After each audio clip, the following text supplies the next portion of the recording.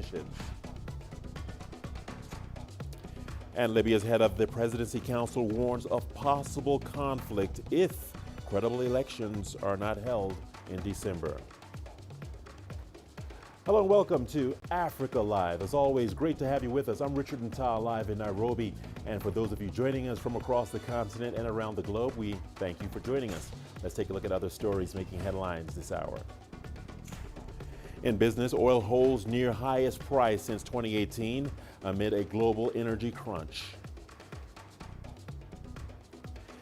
And in sports, FIFA plans of holding a World Cup every 2 years is gaining momentum. Once again, welcome to Africa Live. Great to have you along with me for this hour. Let's begin with highly significant news in which Huawei's chief financial officer, Meng Wanzhou, has left Canada to return to China. Meng departed on Friday night and is flying aboard a chartered flight organized by the Chinese government.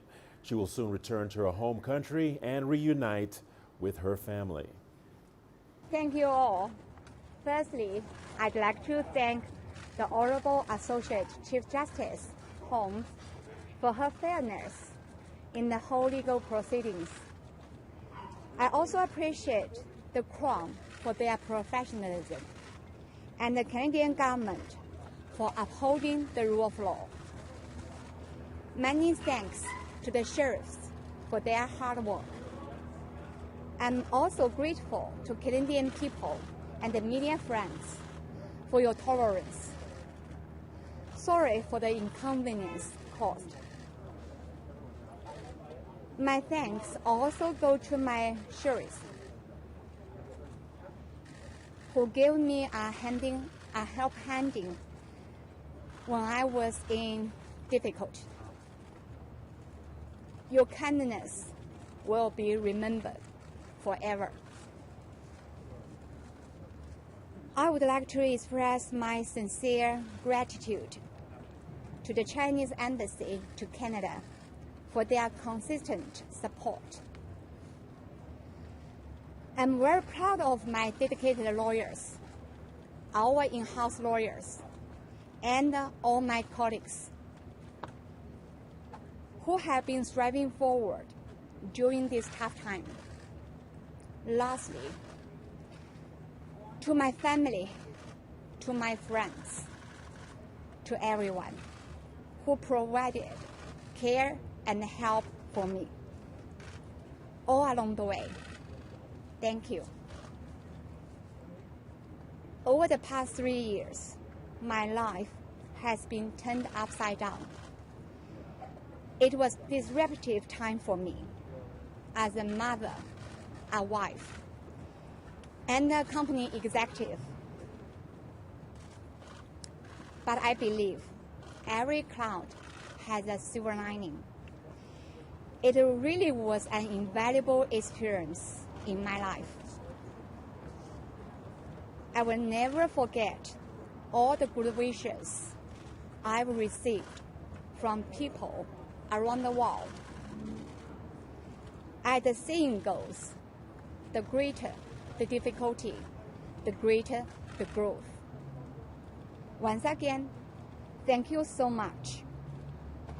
最后，我想感谢我的祖国，还有祖国的人民对我的支持和帮助，这是我走到今天最大的资助。谢谢大家。A lawyer representing Meng Wanzhou says she has not pleaded guilty to fraud charges. Meng was arrested in Canada in late 2018 as the U.S. sought to extradite her over the accusations. William Taylor III says the Huawei executive and the U.S. Department of Justice have reached a deferred prosecution agreement, which has been approved by a U.S. District Court judge. He says that under the agreement, Meng will not be prosecuted further in the United States and that the extradition proceedings in Canada will be terminated. The lawyer says Meng has not pleaded guilty and her team fully expects the indictment will be dismissed with prejudice after 14 months. Let's take a quick look at the timeline of Meng's case. Meng Wanzhou was arrested by Canadian authorities on December 1st, 2018 at Vancouver International Airport as she was getting a connection flight to Mexico for business meetings. The arrest came after an extradition request from the U.S., which claims she misled American banks in a bid to get around U.S. sanctions on Iran.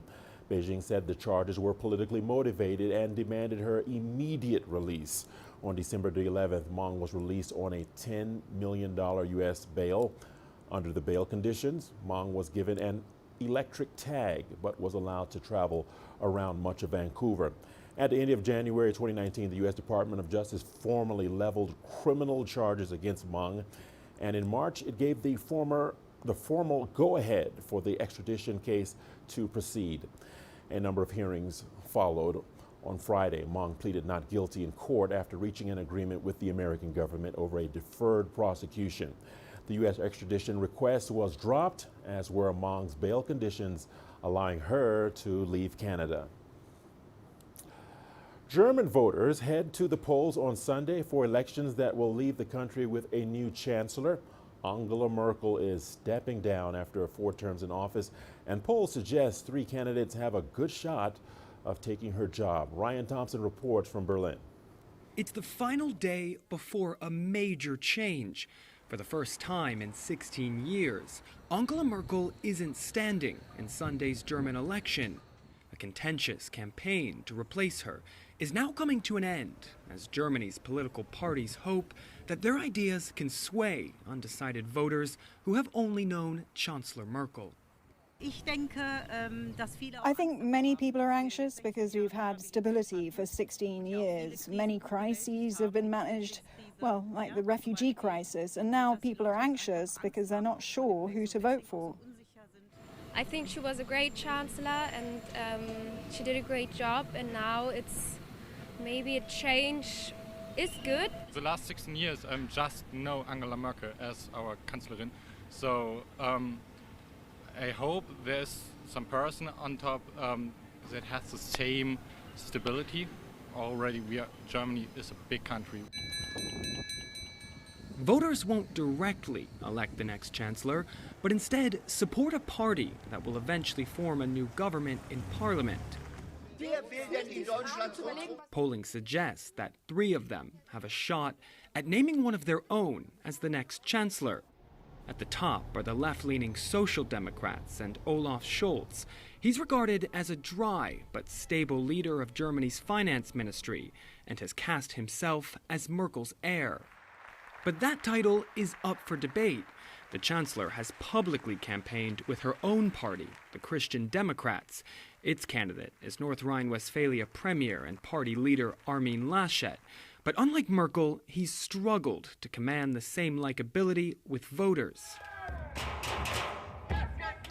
For many voters, climate concerns are at the top of the agenda, and that's pushed the Green Party up in the ranks. For the first time in its history, it named a candidate for the chancellorship, party co-leader Annalena Baerbock. It's increasingly looking like Olaf Scholz will be at the head of Germany's next government. The latest polling from Friday has kept him ahead of Armin Laschet and the CDU. But other surveys suggest that as many as 4 in 10 German voters are still undecided. And that's more than enough to erase any comfortable lead in polling ahead of Election Day. Ryan Thompson, CGTN, Berlin. All right, let's bring in Tembisa Fakude, a senior research fellow, Africa-Asia Dialogues. He joins us from Johannesburg. Mr. Fakude, thank you for joining us here on Africa Live. We appreciate your time.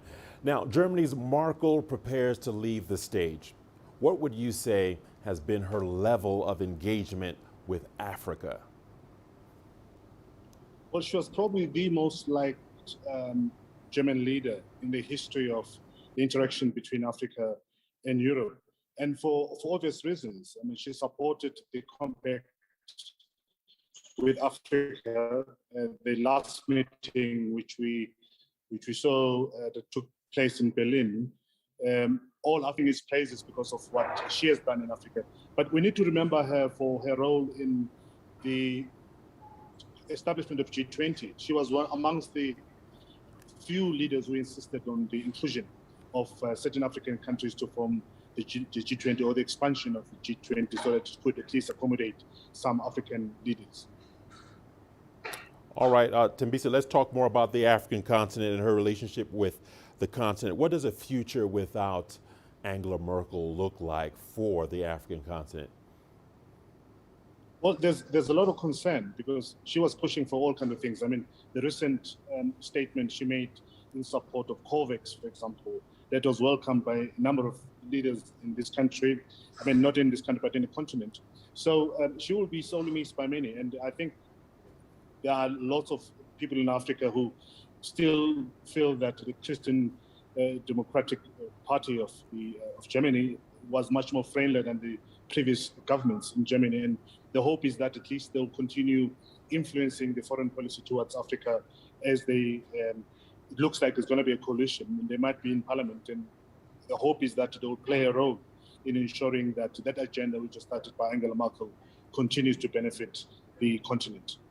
All right, important points that you've made there. Tembisa Fukude, thank you for sharing your perspective.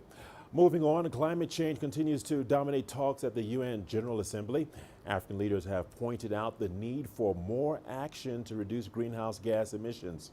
Speaking at the Assembly, the leaders emphasized that climate action has now become a matter of survival. CGTN's Daniel Arab Moy reports. In his pre-recorded speech before the UN General Assembly, South African President Cyril Ramaphosa emphasized that the world has reached a pivotal moment to tackle climate change. Climate change is an existential crisis for the entire world, yet poor countries are particularly vulnerable. Although we bear the least responsibility for causing climate change, African countries are among those that carry the greatest burden and cost. Zimbabwean President Emmanuel Mnangagwa identified climate change as one of the greatest challenges that the Southern African nation is facing. My country and the parts of Southern African region continue to experience the devastating impacts of climate change, ranging from cyclone-induced floods, recurrent droughts, and the shorter rain seasons. Tanzanian President Samia Suluhu Hassan called for action in fulfilling the Paris Climate Change Agreement. Our actions today determine the future of our planet in terms of climate change. And in this regard, I call for transparent modality for financial disbursement and emphasize that developed countries should fulfill their commitment to contribute $100 billion annually by 2025 so as to facilitate the implementation of the Paris Agreement. Uganda is also struggling to cope with the impact of climate change. Uganda, just like most countries, continues to experience biodiversity loss to the extent that some wildlife and other living species are now in danger of extinction. UN Secretary General Antonio Guterres said the effects of climate change are displacing more and more people worldwide. Last year, more than 30 million people were displaced by climate-related disasters. 90% of refugees come from countries that are among the most vulnerable and least able to adapt to the effects of climate change. Many of these refugees are in turn hosted by countries that are also suffering the impacts of climate change, compounding the challenge for host communities and national budgets. The struggle to tackle global warming and end ocean degradation continues to be Africa's highest priority. Daniel Arab Moy, CGTN, Nairobi, Kenya. African leaders have also continued to express their dissatisfaction over vaccine nationalism that has left many countries struggling to cope with the COVID-19 pandemic. Here is CGTN's Daniel Arab Moy once again. The impacts of COVID-19 pandemic have seen African leaders painting a bleak picture at the UN General Assembly. The lack of global solidarity in the face of the deadly pandemic came into sharper focus. It is truly disheartening to see that whilst most of our countries have inoculated less than 2% of our populace and thus seek more vaccines for our people, other countries are about to roll out the third dose, calling it booster vaccine. Malawian President Lazarus Chakwera denounced calls by wealthy nations to administer booster shots. You can imagine our disappointment to be at an assembly like this, rubbing shoulders with nations that are now administering booster shots, while most of our people have yet to get their first one. Kenyan President Uhuru Kenyatta called for enhanced multilateralism and unity in vaccine distribution. The asymmetry in the supply of vaccines reflects a multilateral system that is unfortunately in urgent need of repair. South African President Cyril Ramaphosa expressed concern that the global community has failed to uphold the principles of solidarity and cooperation in securing equitable access to COVID-19 vaccines.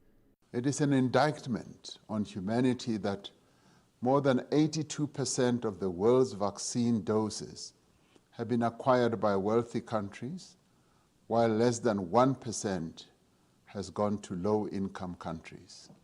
The recent measures on entry into some countries in Europe, which suggest that Covishield, the Oxford AstraZeneca vaccine manufactured in India, is not recognized, came to attention of the Assembly. The use of vaccines as a tool for immigration control will be a truly retrogressive step. Let us eliminate this pandemic together and build forward better by leaving no one behind. It remains unclear whether the UN member states will support a proposal to temporarily waive certain intellectual property rights to allow more countries to produce COVID-19 vaccines. Daniel Arap Moi, CGTN, Nairobi, Kenya. The United States President Joe Biden held a virtual summit on COVID-19 and pledged to increase U.S. assistance in the global fight to end the pandemic. South African scholar Professor Mamo Muchi from Tshwane University of Technology says the U.S. ongoing failure to learn from and cooperate with China in the fight against the pandemic has been a mistake, and only cooperation is the correct way to deal with the pandemic. We heard from the Biden speeches that they also want to support, like the country where I'm here, South Africa, they say they will do even in the manufacturing. They want to contribute vaccine side. And then he's saying that what China has been doing, now he's saying he wants to join. But the interesting thing is what you just said is very, very important. It shouldn't be competition. It should be collaboration. It should not be done for praising one and denouncing another one. It must be done together. Because the challenge, as you know, is a global challenge. Like the climate change, we have the coronavirus health challenge across the world. It affects all of us. So why not collaborate with China? You see, Biden should be speaking to China very seriously. And we have a president like President Xi Jinping, who is very open. He doesn't want any conflict with anyone.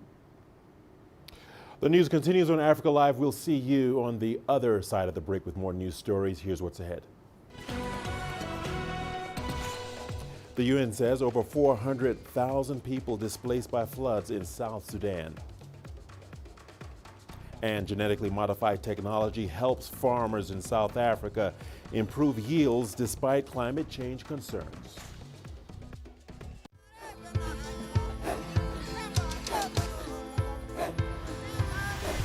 Africa is a continent of diversity, with varied climates and enchanting geography, and a people so distinct, but with a shared enduring spirit. We are at the heart of the continent to bring you the untold stories. Let's have a look. We celebrate Africa as it shapes its own destiny. Tunis, Cairo, Juba, Johannesburg, Ethiopia, Tanzania. Africa Live. Find your voice.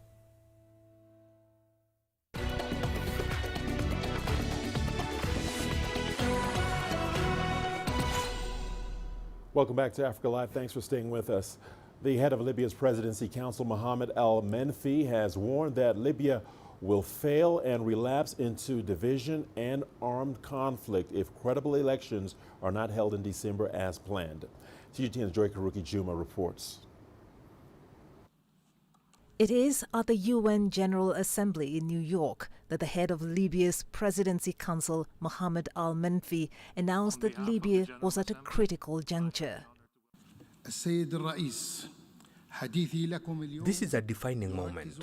We either succeed in democratic transition by means of a free, fair and transparent elections, the results of which are acceptable to all, then move towards a sustained stability and prosperity. Or we fail and relapse into division and armed conflict. Libya has been ravaged by a decade-long crisis. In 2014, Eastern and Western factions split Libya in two. An internationally recognized government was formed in Tripoli and a rival administration formed in the east. To set the country on the right path, the UN-selected assembly, the Libyan Political Dialogue Forum, developed a plan for peace through installing a unity government. National elections are planned for December 24, but the country has been embroiled in bitter arguments over legitimacy. Libya has received several international initiatives and proposals in an attempt to resolve the crisis. None has enjoyed the necessary conditions for success. To build support for Libya's stability, Menfi has reiterated his plan to host an international conference in October to discuss political, economic, security and military issues. The initiative aims at ensuring the continuation of international support in a unified, consistent, coherent manner according to a comprehensive national vision. The conference will be attended by relevant international bodies and institutions and regional and international partners. It is a call for peace and a smooth transition to restore Libya to its former glory. Joy Kiruki Juma, CGTN. Libya's Western-based High Council of State has released its own version of the country's parliament election law. The move is a response to the Eastern-based parliament, which unilaterally issued its own presidential election law. The UN agreement states that both bodies must be involved in preparing and passing these vital laws, yet differences in views between them regarding candidacies have fueled tensions in the North African nation. Here's Adel El-Mahroui with more details. Libya's High Council of State issued a constitutional foundation that should guide the laws for the presidential and parliamentary elections. After making the announcement, the Western-based legislative body said it forwarded the document to the Eastern-based parliament for review. It is absurd for the parliament to unilaterally issue the election laws. The High Council of State doesn't want to solely issue these laws. We stress that the House of Representatives should be a partner in the process. However, the stubbornness of parliament and their insistence to proceed alone is what has driven us to move. The High Council of State wants to ban military officers from running for president unless they've been out of service for at least 2 years. On the other hand, the Eastern-based parliament recently passed law allowing them to be off duty for only 3 months while preserving their military position if they lose the vote. Despite that the High Council of State was the first to tackle the parliamentary elections, Tobruk's parliament says it's going to discuss its own law on Monday. The High Council of State was created from the Libyan National Congress, whose term ended in 2014 when the House of Representatives was elected. What the council issues or does is imposed by the religious stream that controls it over the Libyan people. They have no legitimacy. The law they issued is only worthless. We don't recognize this body.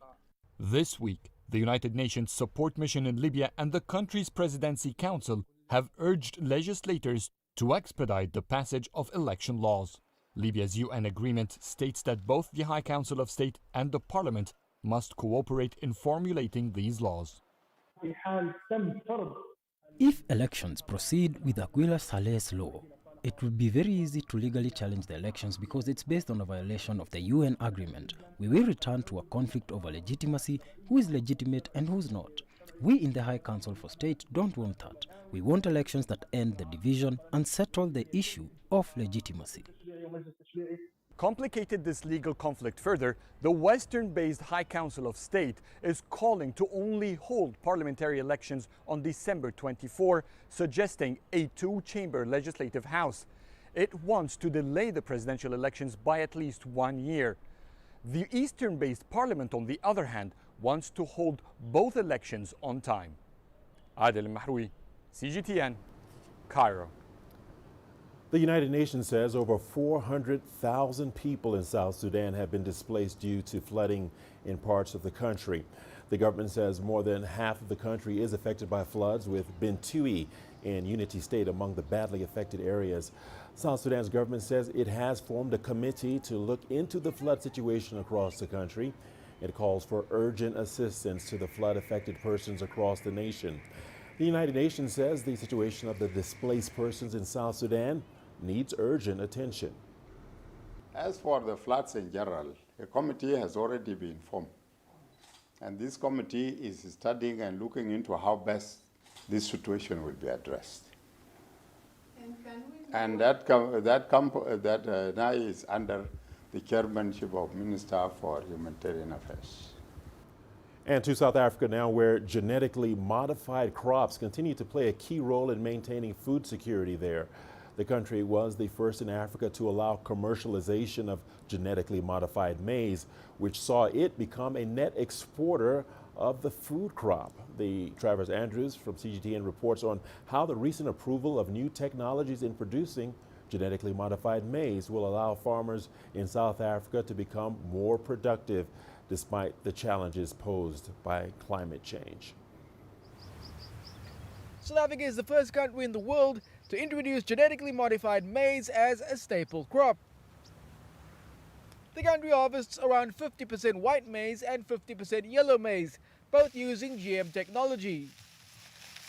This has allowed farmers to produce record crops, using less land and driving down prices for consumers. Our yields have increased significantly over the last 15 to 20 years. And it's not only due to GM, but also as a result of new cultivars that have been introduced, but also because of production techniques and new systems in which farmers can use. And this is also can be attributed to the herbicide tolerance of the GM crop. So a big contribution from GM in South Africa production, but also in terms of affordability. The genetically modified crops being used are suited to South Africa's dry conditions, making the crop drought resistant. GM maize has also been produced to be herbicide tolerant, and that is leading to better production practices that maintain food security. If we don't have GM maize in South Africa, we would need about 250,000 hectares additional to produce the same amount of maize. But we also produce soy and cotton in South Africa in the GM situation. And the same success story with maize. Soy in the last 10 years grew from less than 200,000 metric tons that we produce to close to 2 million tons that we produce. So a tenfold increase that we have seen. With more parts of South Africa set to become drier as climate change takes hold, more farmers are increasingly turning to GMO technology to remain sustainable. It allows farmers to be more discriminatory in terms of which land to use for crop. You know, in the past, a couple of 20, 30 years ago, people just plant maize in terms of the area, and that determines the size of your crop. And currently, technology, GMO plus other technology allow us, to do precision farming, and that means that we can do more with less on the land. As the 9th largest producer of genetically modified crops in the world, the technology has allowed South Africa to make food far more affordable and available, not just here, but in the rest of the region. GM crops are an important contributor to food systems that will continue to be pursued and developed by the agricultural sector so that it can become more widely available and accepted. Travers Andrews, CGTN, Cape Town. Well, we've got your business segment coming up in just a moment. Do not go away. Here's what's ahead. In business, oil holds near highest price since 2018 amid a global energy crunch. And Nigeria weighs more debt sales after a $4 billion eurobond splurge.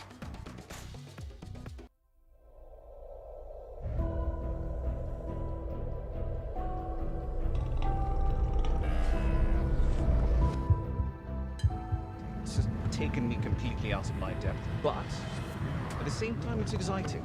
It's new, it's different, it's a challenge. It's really exciting.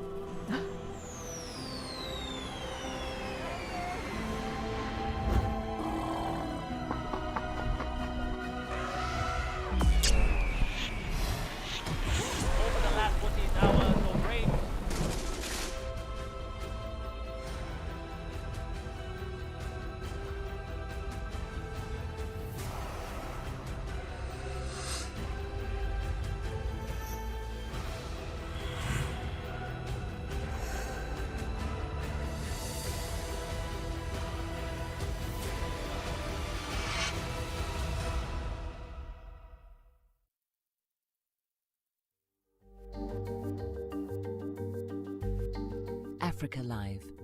Find your voice.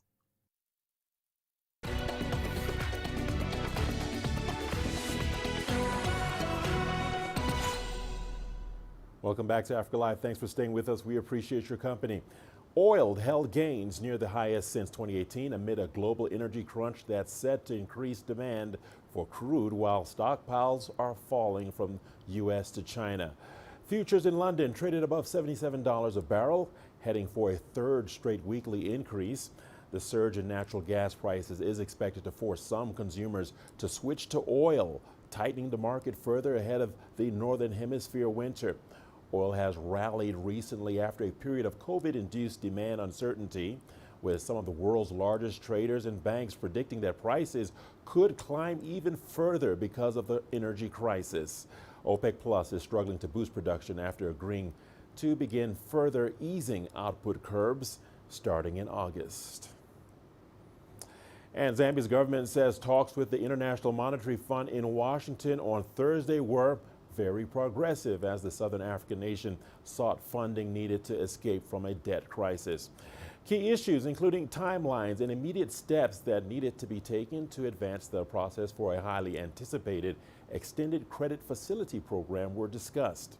In November, Zambia became the first African country to default on its sovereign debt during the COVID-19 pandemic after failing to keep up with payments on nearly $13 billion of international debt. Now, newly installed President Nta has committed his government to reducing the fiscal deficit and restoring economic growth in Africa's second biggest copper producer.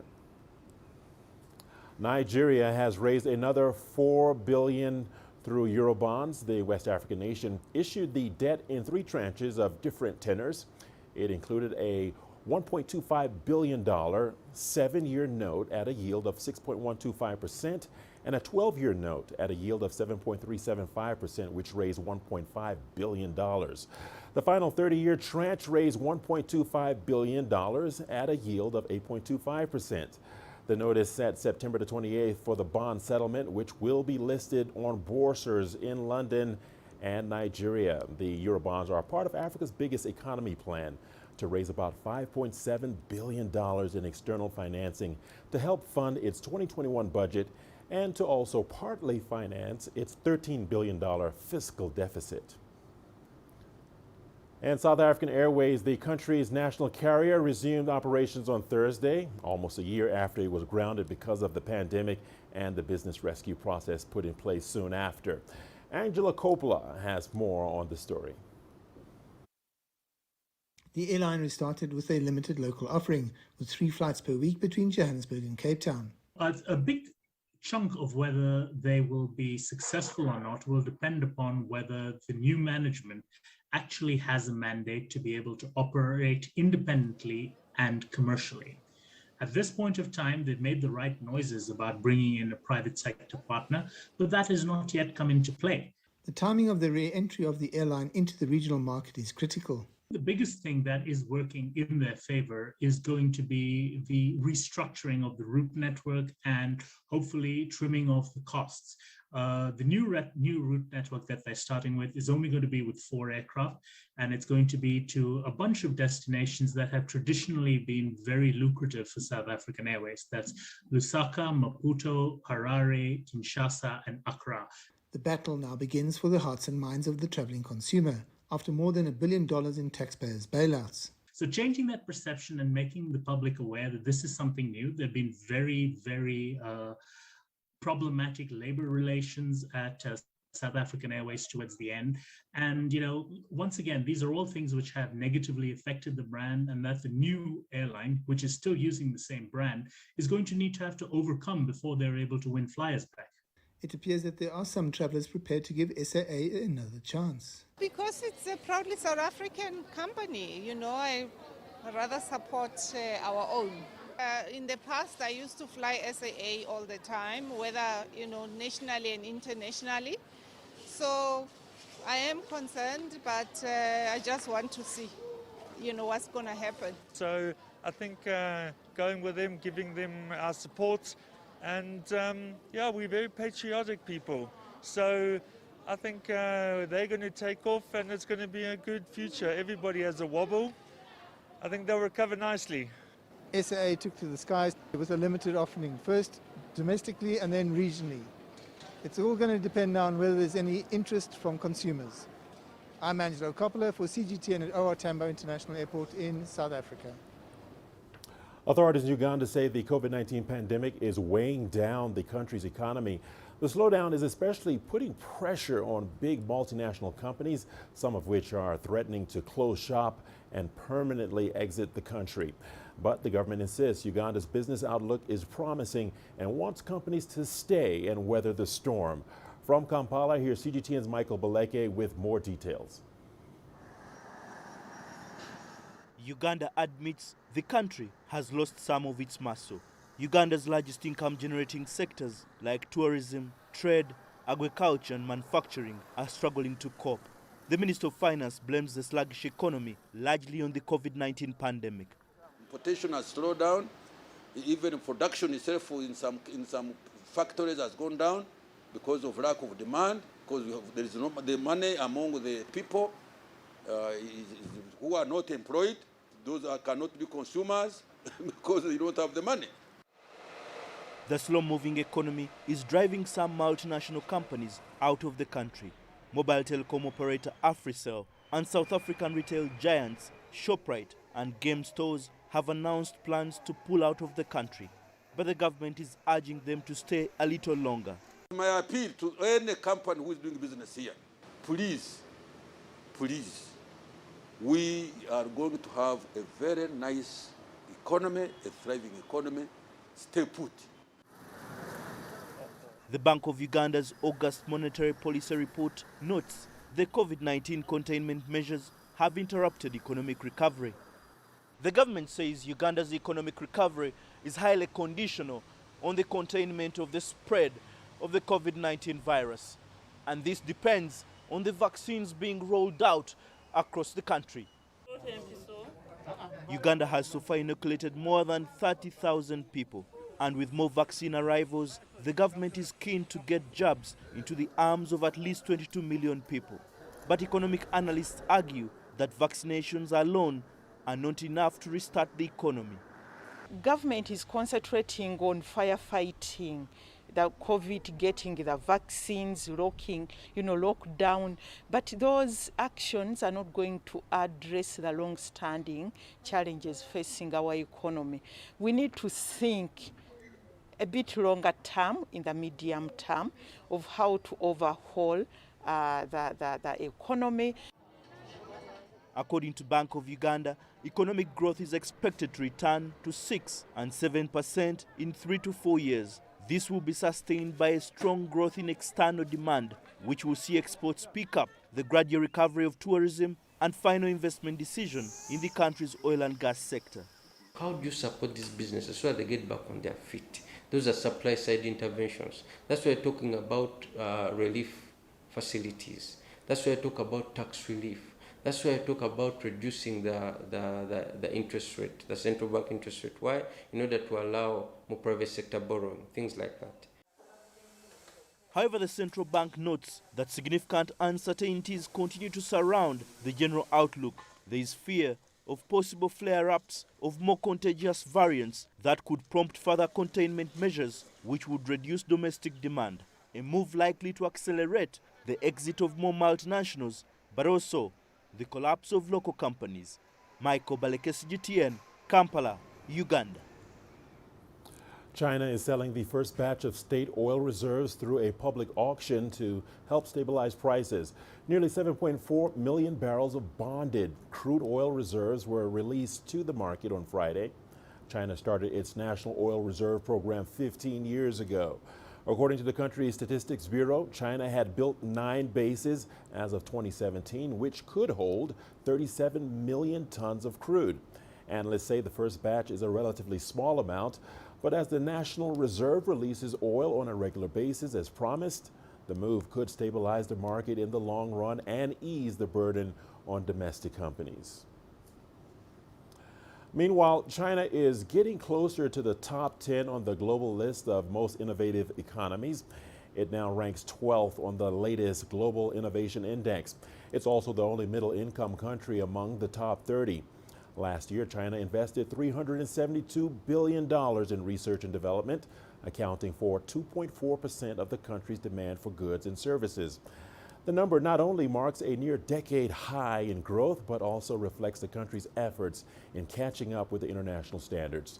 The government says by 2025, patent-intensive industries and the copyright industry will account for 13% and 7.5% of its GDP, respectively.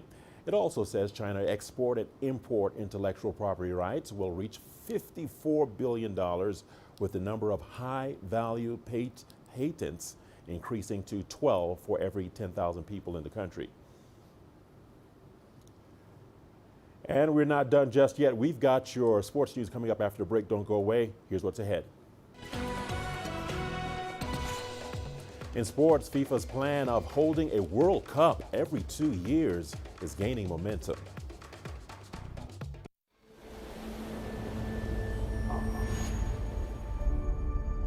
How would you create your legend?